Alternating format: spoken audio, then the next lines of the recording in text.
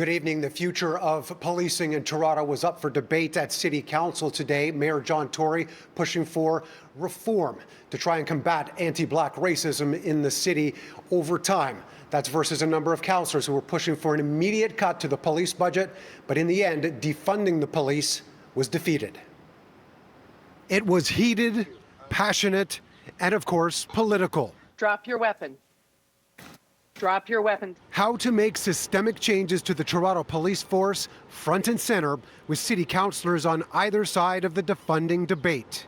So, Chief, do you support them to cut your budget? I don't support arbitrary cuts.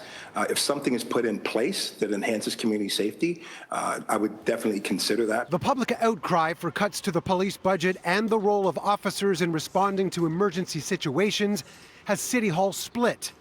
Councillor Josh Matlow leading the way with calls for a 10% reduction to the police budget next year. Investing in our communities and alternatives to policing make our communities safer. It costs less money. It saves lives. It saves lives. Supporters making the point that police shouldn't be responding to calls for mental health distress, perhaps establishing another community-based crisis team as an option. Right now, an armed police officer shows up first, and they make a mess of things, and then we have a conversation about what went wrong. And that is that we've been doing this for too long, where too many things have gone wrong, and we need to be able to reset that from ground zero.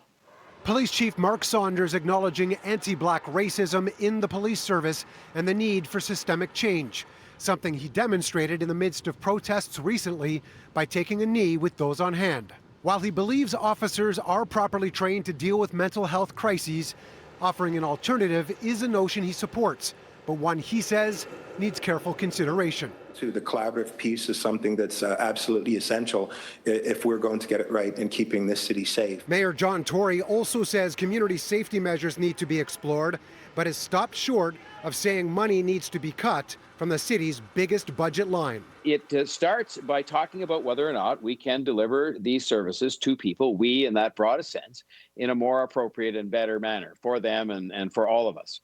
And that is the part you can't accomplish, I would say respectfully, Madam Speaker, with a number. You can't accomplish it with a number. Mayor John Tory also says community safety measures need to be explored, but stopped short of saying money needs to be cut from the city's biggest budget line. In the end, council voted to keep cash in hand.